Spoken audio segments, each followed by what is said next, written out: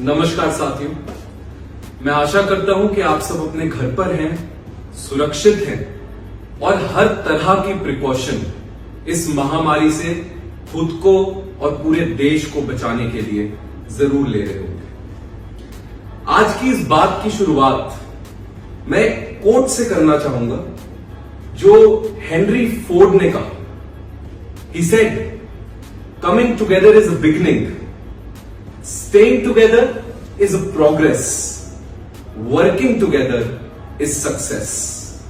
So हमें कहीं ना कहीं एकता में एक साथ रहकर इस लड़ाई में देश में अपना योगदान आगे बढ़ाना है और एकता से ही हम इस लड़ाई को जीत सकते हैं। हिंदुस्तान एक रहेगा, एक साथ लड़ेगा तो जरूर इस लड़ाई को जीतेगा। मैंने पिछले कुछ दिनों में कोरोना के 3 डायमेंशंस को स्टडी करने की कोशिश की, जिसमें पहला उसका इकोनॉमिक डायमेंशन है, मेडिकल है और फिर हम लोगों के ऊपर लॉकडाउन का जो साइकोलॉजिकल इंपैक्ट है। मेडिकली मुझे लगता है कि कहीं ना कहीं हम लोग टेस्ट्स में बहुत लैग कर रहे हैं और इतने समझदार तो हम सब हैं कि अगर किसी बीमारी को या किसी दुविधा को उसकी जड़ से उखाड़ना हो तो उसको पहचानना सबसे आवश्यक है। जब तक हम पहचानेंगे नहीं तब तक हम उसको जड़ से नहीं उखाड़ सकते। हम उसकी टहनियां काट सकते हैं, हम उसके पत्ते काट सकते हैं, पर उसको जड़ से नहीं उखाड़ सकते। मैं आप सबके सामने कुछ फैक्ट्स रखना चाहूंगा। WHO के अकॉर्डिंग पर मिलियन टेस्टिंग रेट कुछ कंट्रीज का आप लोगों के सामने रखना चाहूंगा। फ्रांस में 5,114 tests per million are being done. Australia में 15,280 15,280 टेस्ट्स पर मिलियन। वहीं कनाडा में 12,920 और यूएसए में 10,306 टेस्ट्स पर मिलियन वहां की गवर्नमेंट्स कंडक्ट करा रही। मैं यहां किसी को ब्लेम नहीं कर रहा और शुरुआत में ही नरेंद्र मोदी जी और उनकी पूरी सरकार को पूरी तरह सहयोग है, इंडियन यूथ कांग्रेस का सहयोग है, उनके कामों में, उनकी हर डायरेक्शन में हम लोग साथ चलकर एक देश की तरह किसी अलग पॉलिटिकल ऑर्गेनाइजेशन में ना बंटते हुए इस लड़ाई को लड़ना चाह रहे हैं। वहीं इंडिया में below 200 tests are being done per million people.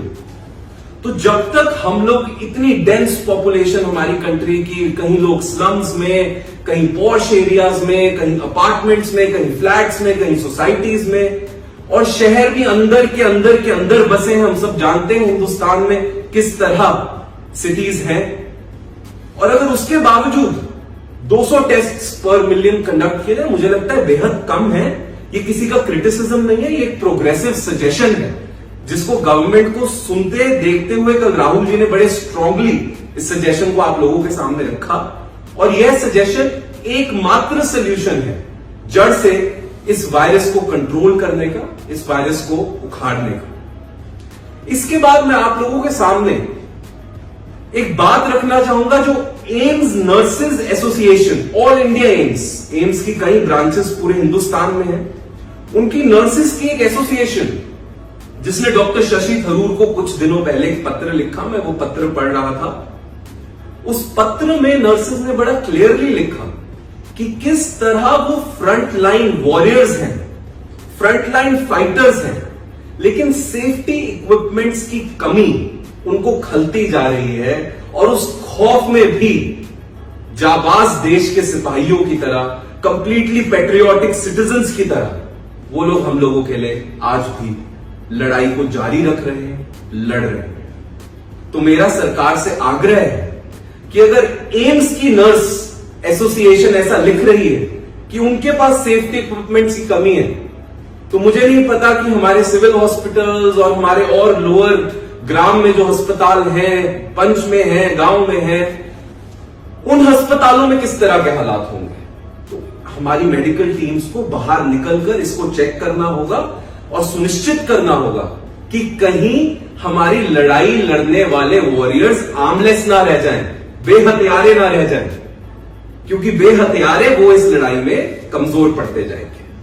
और उनका कमजोर पड़ना हम अफोर्ड नहीं कर सकते। इसके बाद में यहां इकोनॉमिक क्या इसका कंडीशन होने वाला है, रेपरकशंस होने वाले हैं, लॉकडाउन है इतना बड़ा, और जो भी है उसको हिंदुस्तान मिलकर लड़ेगा, क्योंकि अब कोई मुसीबत आई है तो उसको लड़ना है। पर इकोनॉमिकली अगर मैं आप लोगों के सामने कुछ फैक्ट्स रखना चाहूं तो जो मीडियम और स्मॉल स्केल इंडस्ट्रीज हैं, जिसको हम एसएमईज कहते हैं, वो सबसे ज्यादा इफेक्टेड होने वाली है लॉकडाउन के बाद। इसी में जो हम लोगों के CII, confederation of Indian industries के डायरेक्टर जनरल चंद्रजीत बैनर्जी, उन्होंने कुछ सुझाव जिनको मैं जरूर सपोर्ट करता हूं, और अगर निर्मला सीतारमण जी कहीं ये वीडियो सुन ले तो उनसे दरख्वास्त भी करूंगा कि इस चीज पर गहरी सोच जरूर जताएं।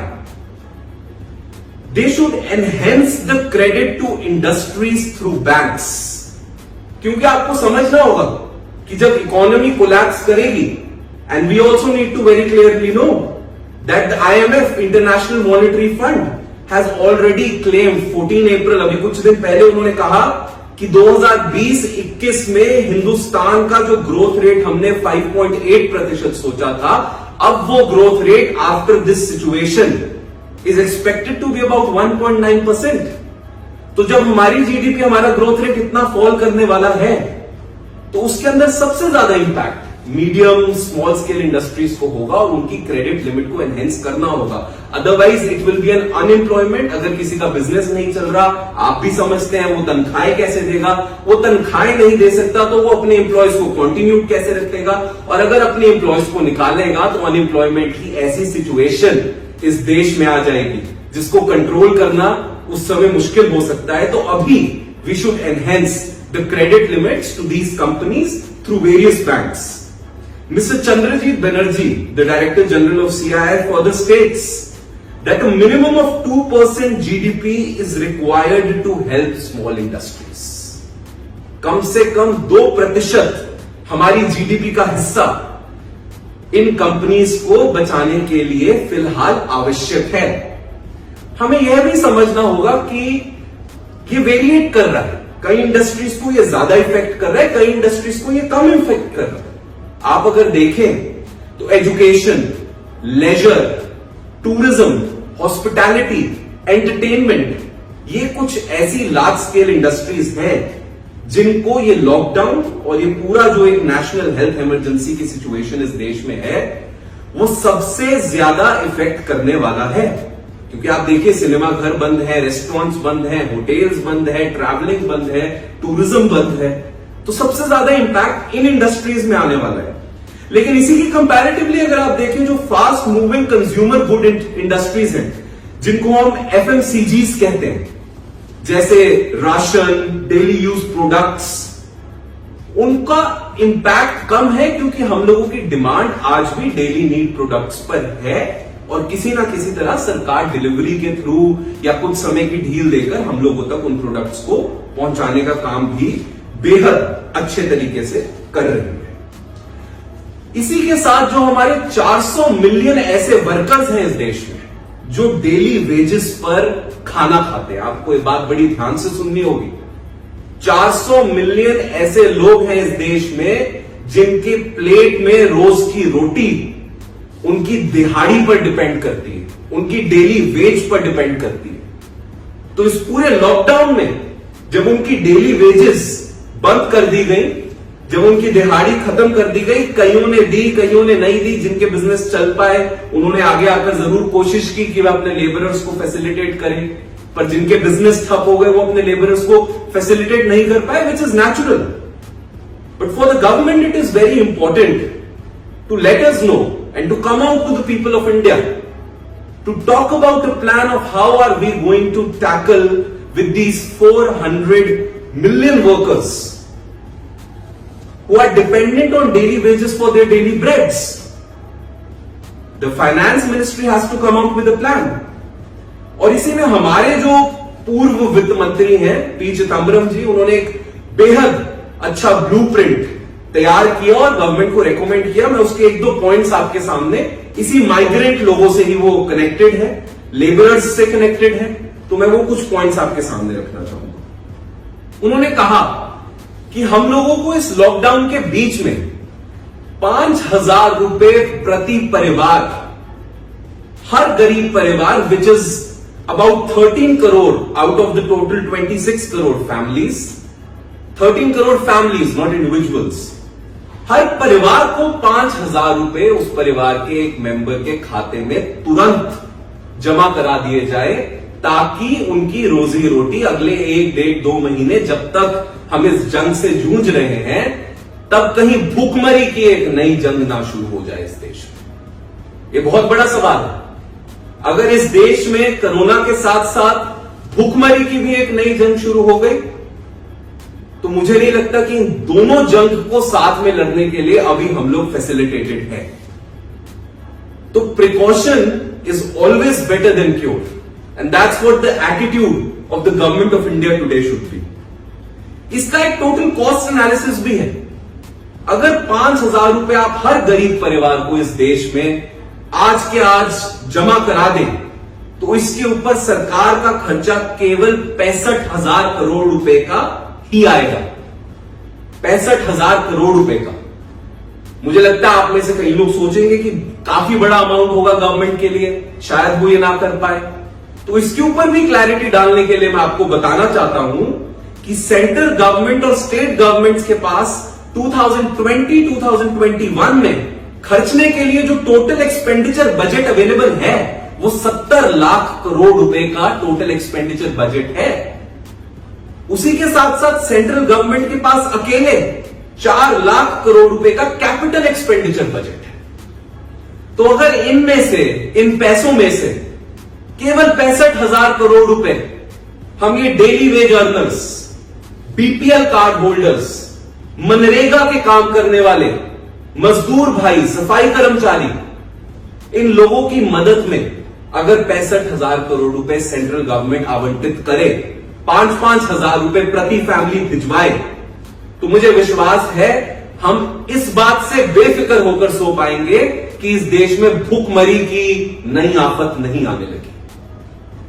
हम कोरोना से और दृढ़ता से अपने संकल्प को और पक्का करते हुए इस लड़ाई को जरूर आगे बढ़ाएंगे।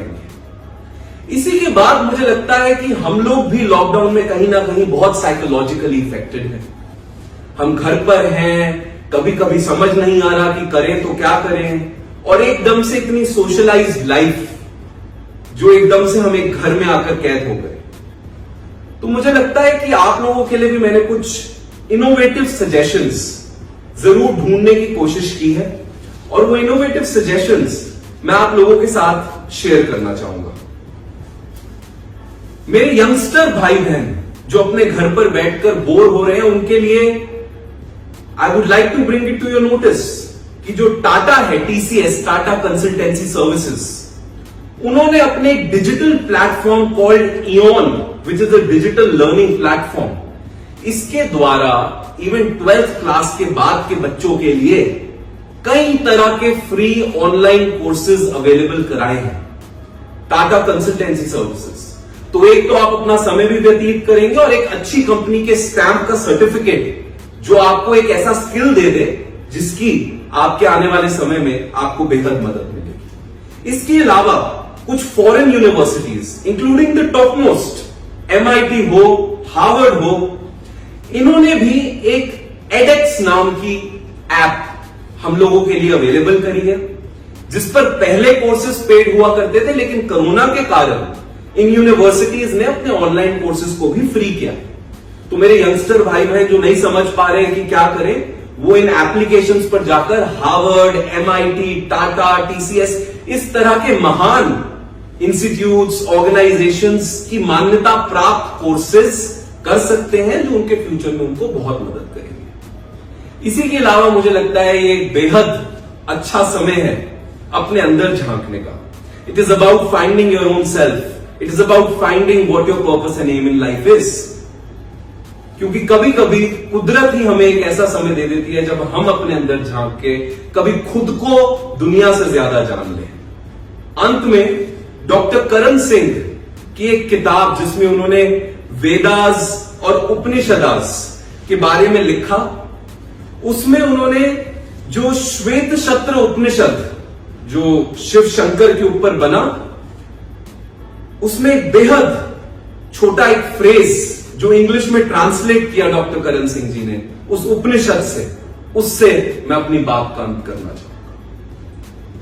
Time, nature, necessity, accident, elements, energy, intelligence, none of these can be the first cause. They are effects whose only purpose is to help the self rise above pleasure and rise above pain.